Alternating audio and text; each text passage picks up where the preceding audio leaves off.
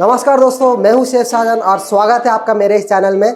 आज हम बना रहे हैं एक बहुत ही मशहूर और लाजवाब बंगाली मिठाई रसगुल्ला। ये मीठा से भरे रसगुल्ला घर पे बनाना है बहुत ही आसान, बिना किसी मुश्किल स्टेप्स के।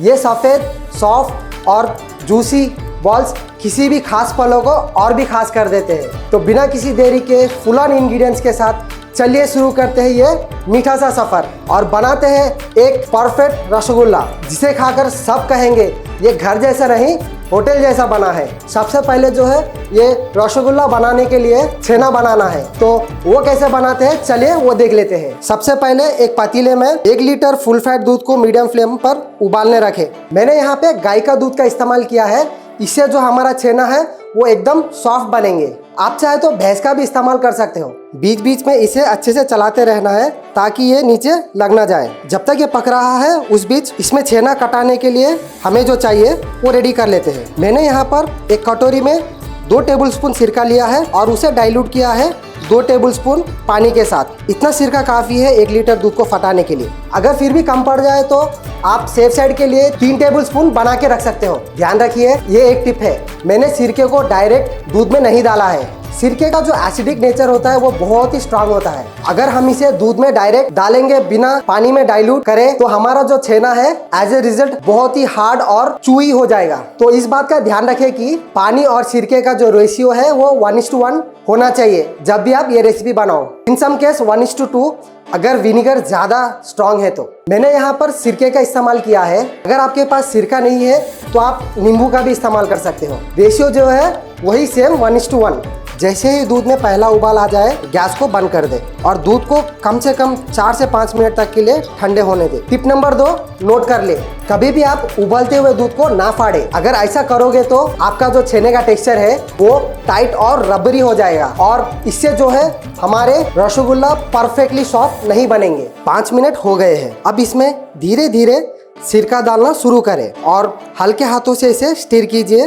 बहुत विगिरोसली इसे स्टिर नहीं करना है, ये बात का ध्यान रखना है। अब आप देख सकते हो दूध जो है हल्का हल्का फटना शुरू हो गया है। ध्यान रखिएगा, हमें पूरा सिरका एक ही बार में नहीं डालना है। जितना सिरका रिक्वायर्ड है उतना ही आपको ऐड करना है दूध को फाड़ने के लिए। जो क्वांटिटी मैंने लिया है उससे दूध इजीली फट जाएगा। सिरके को थोड़ा थोड़ा ऐड करने के बाद आराम से हिलाते रहिएगा जब तक दूध फट के छेना ना बन जाए। जैसे कि आप देख सकते हो हमारा सारा छेना और वे सेपरेट हो गया है। अब इसे एक छन्नी में मलमल का कपड़ा रखकर छान लेंगे। उसके बाद तुरंत ठंडे पानी से अच्छी तरह धो लेंगे ताकि विनेगर का टेस्ट निकल जाए। अब हम इसे जितना हो सके हल्के हाथों से निचोड़ लेना है। ध्यान रखिए, हमें इसे ज्यादा निचोड़ना नहीं है। अगर ज्यादा प्रेशर लगा के निचोड़ोगे तो ये ड्राई हो जाएंगे और इसमें ज्यादा मॉइस्चर भी नहीं होना चाहिए, नहीं तो जब हम इसको राउंड शेप देंगे तब मॉइस्चर ज्यादा होने की वजह से बॉल्स में क्रैक आ सकते हैं। इन सभी बातों का ध्यान रखना है पानी निचोड़ते समय। अब कुछ इस तरह इसे अच्छे से निचोड़कर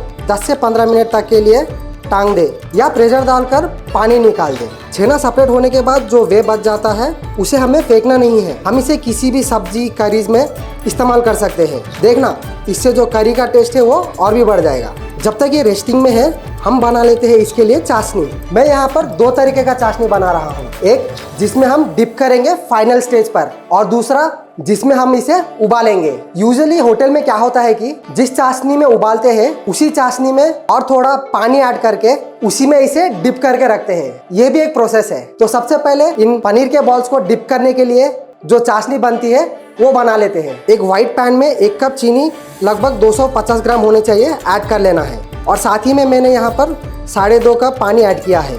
अब गैस को ऑन कर ले हाई फ्लेम पर। टिप नंबर 3, कभी कभार क्या होता है कि चाशनी में इम्प्यूरिटीज या डस्ट पार्टिकल आ जाते हैं, तो इसे निकालने के लिए आपको एक बाउल में मिल्क पाउडर और पानी का मिश्रण बनाकर जब ये चाशनी में बॉयल आए तब थोड़ा थोड़ा इस मिक्स को ऐड करेंगे तो चाशनी के साइड में इसका डस्ट पार्टिकल जम जाएंगे। उसे आप लैडल या चम्मच के मदद से कुछ इस तरह से निकाल सकते हैं। अब हम ऐड करेंगे 2 से 3 इलायची। इससे हमारे जो रसगुल्ला है उसमें एक्स्ट्रा फ्लेवर आ जाएंगे। प्रोसेस टोटली ऑप्शनल है, आप चाहे तो इस पार्ट को स्किप भी कर सकते हो। एक बार चाशनी में उबाल आ जाए तो गैस को बंद कर लेना है। जैसे कि आप देख सकते हो हमारा पहला चाशनी एकदम क्रिस्टल और क्लियर बन के रेडी है। अब हम इसे ठंडा होने के लिए रख देंगे। 10 मिनट हो चुके हैं। जैसे कि आप देख सकते हो रेस्टिंग के बाद ये कुछ इस तरह दिखेगा। टिप नंबर 4, जैसे कि मैंने कहा था कि 10 मिनट के लिए इसे रेस्टिंग देना है। ये रेस्टिंग का जो टाइमिंग है डिपेंड करेगा क्वांटिटी और प्रेशर के ऊपर। अगर क्वांटिटी ज़्यादा है तो ज़्यादा टाइम लेगा, अगर प्रेशर ज़्यादा है तो रेस्टिंग जल्दी होगा। तो हमें कैसा पता चलेगा कि छेना कब रेडी है? तो इसके लिए आपको क्या करना है, जब ये रेस्टिंग फेज में है तब इसके निचले हिस्से में ध्यान दीजिए। पानी का जब आखिरी ड्रॉप टपकना बंद हो जाए तब समझ जाइए ये रेडी है। ये प्रोसेस आप किसी भी क्वांटिटी के लिए फॉलो कर सकते हैं। एक बार हमारा छेना रेडी हो जाए तो उसका छोटा छोटा इक्वल साइज के बॉल्स बना लेना है। इस प्रोसेस को कैसा करना है चलिए वो देख लेते हैं। एक बार छेना रेडी हो जाए तो एक प्लेट में डालकर अच्छे से घिस ले अपने हाथों से, जब तक ये बिल्कुल स्मूथ और सॉफ्ट नहीं हो जाते। अब हम डालेंगे इसमें आधा टीस्पून कॉर्नफ्लोर ताकि ये अच्छे से बाइंड हो। बिल्कुल भी लम्स नहीं आने चाहिए। ध्यान रखिए इसे ज्यादा घिसना नहीं है, इसे उतना ही घिसिए जितना जरूरत है। अगर ज्यादा घिसेंगे तो छेने से इसका तेल निकल जाएगा। अगर ऐसा हुआ तो हमारा जो रसगुल्ला है बराबर नहीं बनेंगे, उसमें क्रैक आएगा। कितना घिसना है, कब रुकना है, अगर आपके मन में डाउट आ रहा है तो चलिए वो भी बताता हूँ। जब ये मिक्सर प्लेट से चिपकना बंद हो जाए समझिए हमारा डो रेडी है। जैसे कि आप देख सकते हो इसका टेक्सचर बहुत ही सॉफ्ट आया है।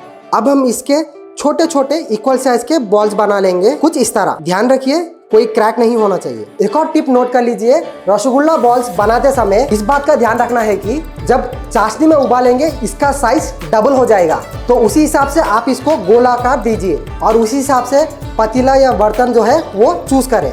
जैसे कि आप देख सकते हो हमारे रसगुल्ला के लिए बॉल्स बनकर रेडी है। अब हम इसे थोड़ी देर के लिए मॉइस्ट कपड़े से ढककर रखेंगे। अब हम बनाते हैं इसे बॉईल करने के लिए चाशनी। अब एक व्हाइट पैन में 4 कप पानी और 1.5 कप चीनी डालकर उबालने दे। चीनी पूरी तरह घुल जाना चाहिए। जब चाशनी अच्छे से उबल रहा हो तब केयरफुली रसगुल्ला बॉल्स डालें कुछ इस तरह। जैसे कि आप देख सकते हो मैंने इसे बिल्कुल सेंटर में डाला है। अब हम लेंगे 1 टीस्पून मैदा और थोड़ा सा पानी, ये दोनों को अच्छे से मिलाकर एक घोल बना लेना है। मैंने यहाँ पर मैदे का घोल बनाया है, आप चाहे तो रीठा का भी इस्तेमाल कर सकते हो। एक बार चाशनी में उबाल आ जाए इस स्टेज पर हमने जो घोल बना के रखा था उसे हम धीरे धीरे ऐड कर लेंगे। ऐसा करने से जो हमारा चाशनी है उसमें बबल फॉर्म हो जाएंगे।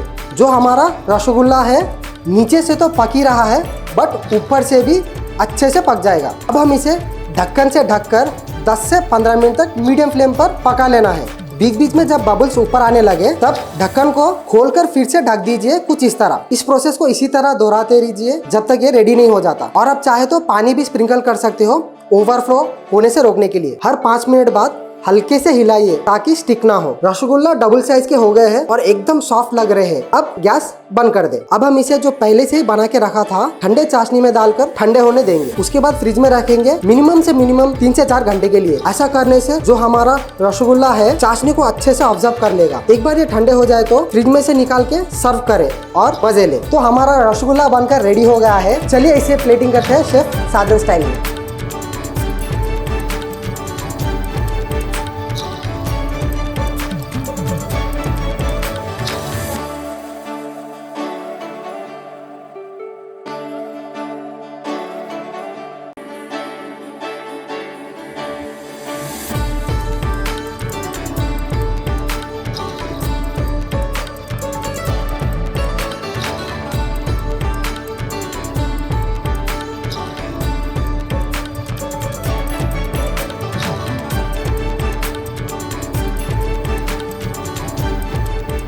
तो दोस्तों आपने देखा कितने आसानी से बन गए बंगाली स्टाइल के सॉफ्ट स्पॉन्जी रसगुल्ले। तो जरूर ट्राई करो ये रेसिपी अपने घर में और मुझे कमेंट में बताओ ये रेसिपी कैसे लगी। चैनल को सब्सक्राइब करें, लाइक करें और शेयर करें अपने फ्रेंड्स एंड फैमिली के साथ। मैं इसी तरह आपसे फिर मिलूंगा एक और नए इंटरेस्टिंग रेसिपी के साथ। तब तक के लिए thanks for watching, keep cooking. मैं हूँ आपका अपना शेफ साजन, साइनिंग ऑफ।